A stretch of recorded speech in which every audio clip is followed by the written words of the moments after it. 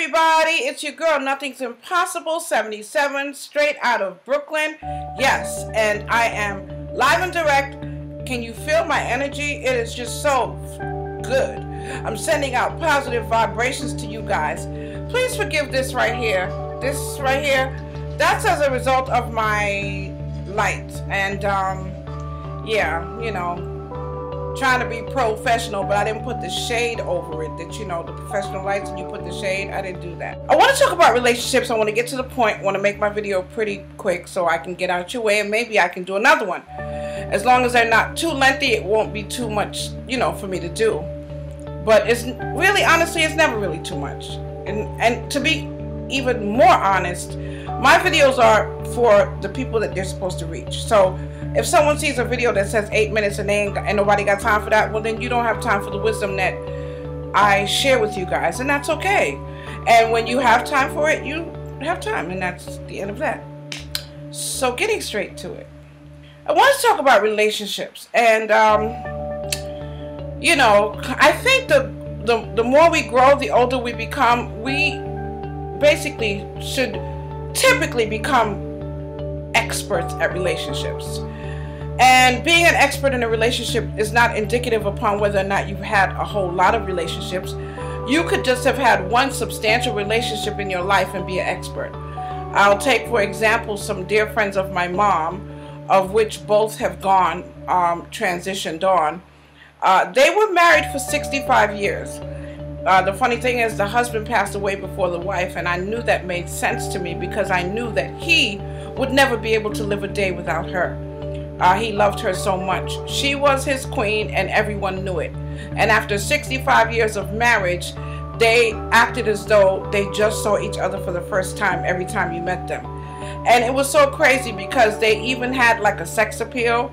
He would give her that look like, ooh, when I get you home, and she would blush, and it was just a beautiful relationship. So that is a prime example of of a person that has had one long,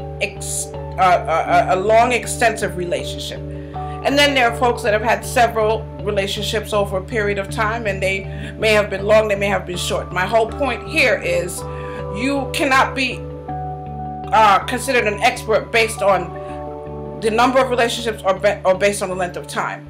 In my opinion, you become an expert in a relationship based on the lessons that you have learned. And not only learned, but have grown from. Because I have said this to you before, to me life is like a big old universe, which, check it out, universe, right? And you either learn from it or you keep repeating the class. You understand what I'm saying? Life will give you a lesson. If you get the lesson, it will take you to the next lesson and the next phase, however you want to frame it, but if however you want to phrase it. However, if you don't learn from the lesson, life will continuously bring you that lesson until you get it. And this is a test that you certainly cannot cheat on. There's a couple of things I've grown to learn about life in my years that I've been here so far, and I've been here quite a few years. I mean, I am a grandmother. Life will keep giving you a lesson. You can't cheat life, and you can't escape death. Those are two things that you definitely will face. Life and death. In my opinion, hey, I think you may agree, right? Okay. So, getting back to the subject at hand, I've learned a few things from having had relationships. And I have not had many, but I've had lessons that I've learned from in my relationships. And one thing that I've learned to date, as we sit here right now on September 15, 2014, I've learned, you want the time too? It's 5:48 p.m. Yes, honey. I have learned that for me, there is nothing wrong with me making myself completely happy. And what I am trying to do is magnetize myself to the person that will blend with me. And when you say to someone that you want to be completely happy, it doesn't necessarily mean that you want to be selfish and not mindful of someone else's feelings. However, if someone else's viewpoint on life or behavioral pattern does not coincide with yours, doesn't mesh with yours, and you're constantly trying to make it mesh, good luck trying to do that, because it's like trying to put a square peg to make it fit perfectly into a round hole. It's not going to happen. It will not perfectly fit. It is sort of like trying to blend oil and water for the rest of your life. You will be sitting there trying to get oil and water to blend. It's not going to happen. So sometimes there are people that, even though they are very nice, they are loving, they may be kind, they may be considerate, they still may not be the right fit for you. I don't understand all the ramifications of it, because all I know is not everyone that's nice and kind and considerate is for you, or should I say for me. And let me take it back around to me, because remember how I used to tell you guys I like to talk about myself, because I can talk about me, because I am me. Hi. I'll talk about Jackie. Okay. And so I'm at a point now in my life where I just want to make myself happy. And if making me happy makes someone else sad, then it's not going to be able to work for me. And I've also really come to the full understanding that one hand cannot clap. Now, I know that sounds weird, right? One leg cannot climb a ladder, and one hand cannot clap. And I'm not trying to be all super philosophical, but I'm trying to tell you that some things just don't make sense. You could swing all you want. If you don't have two hands, you ain't clapping. Okay? And yes, I can use one hand from you and another hand from me, and we can come together and make beautiful clapping harmony. However, it's still two hands. And I personally want to be happy. There's nothing wrong with it, guys. There's nothing wrong with wanting to be happy. If you have to eradicate, eliminate, totally compromise your happiness to make someone else happy, then something's wrong with that. And it's sometimes selfish is not a bad thing, and I'm not sure how to word this. When you're being selfish towards yourself, for yourself, then you're making yourself better for someone else. It's not saying that I wouldn't have a relationship where I won't compromise. I am not saying that I don't want someone else to be happy. I am simply saying that the person that's going to be in my life has to blend with me. Okay, I don't want to do double the work. I don't want to work twice as hard. I don't want to be running on, okay, let's just say, relationship, right? It does consist of two people. And I'm working your end and I'm working my end. And I'm trying to make you happy and make me happy. And nobody's trying to make me happy. And I'm wearing myself out trying to please you with this. Wearing myself out trying to please you with that. Wearing myself out hoping that you like this. Wearing myself out hoping that you like that. But who's wearing themselves out for Jackie? Well, Jackie has decided that she's going to wear herself out for her. When you tell people that you want to put yourself first in your life, believe it or not, many of them will have a major attitude. People are okay with you as long as you're doing everything that they want you to do. But the minute that you step aside and say, listen, I want to do this for myself, they think you have an attitude. Let me tell you something about me. I used to get caught up in everyone's opinion about me. And that's a very dangerous thing to do. Take my advice. Don't get caught up in other people's opinions of you, because you know who you are.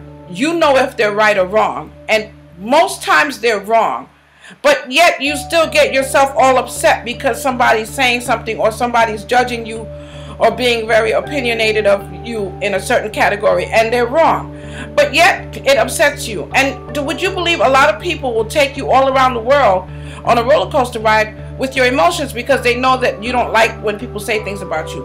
Well, I don't really pay it any mind. I've learned to have a conversation with someone, say what I have to say, and move on. And believe it or not, once I end that conversation, it's out of my mind. I've learned to empty my heart and mind of things that will only stress me out. And I don't want to say that having heart disease has become a blessing, because many of you may not understand this. Getting heart disease is not the blessing, but becoming a better me because I have heart disease is the blessing. And I just got more aware of things, especially as it relates to stress, since I got heart disease. And I don't want anyone stressing me out, whether it be personal or business. I don't want it. And let's just say in a relationship, right?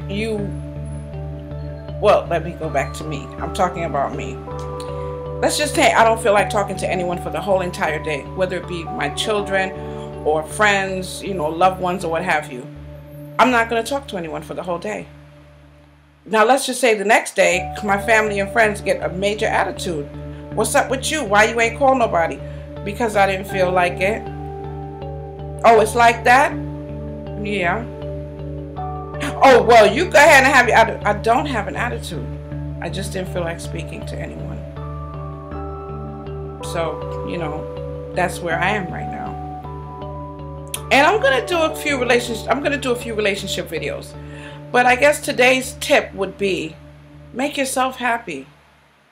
Okay? I think it's been going on far too long that we have been running around trying to please everyone, hoping that it would somehow just create the perfect relationship. And guess what? I'm here to tell you, after you wear yourself out, jump through hoops, walk on hot coals and broken glass to please people, they leave you there with your foot bleeding, and all you'll be considered is a bloodied foot, hot foot hoop jumper, jumping through hoops, getting your feet bloody from broken glass and hot from hot coals. You'll be a bloody hot foot hoop jumper. And that's what I'm saying. Okay, make yourself happy. But wouldn't it be beautiful for those of you, or isn't it though beautiful for those of you that do have that person that really gets you, and do have that person that just allows you to be yourself, and then because you've got the whole idea, you in turn allow them to be themselves. Two secure people together, two people that are secure. If I don't hear from you, it's okay, because I know that you care for me, and just because I didn't talk to you for a couple days don't mean you don't care. And wow. And then when you're with the person, you could do what you want. Oh my gosh, it's out there for those of you that may be wondering. If you're sitting somewhere in a relationship completely unhappy, while the person that you're next to is just as happy as ever, because you emptying out yourself trying to make them happy, meanwhile they are sucking all your life out and enjoying theirs too, because they're not emptying themselves for you, wake up today. That's it, guys. That's all I have to say. Peace. Much love. Oh, many of you, have y'all seen this before? This is a cut that I have. I don't know if y'all ever seen it, but I had got a really bad cut one time on a glass table broke, and I didn't get stitches, and so that's what that's from. I figured I'd explain one of my war wounds to y'all. I've got a few. Okay, guys, peace and love.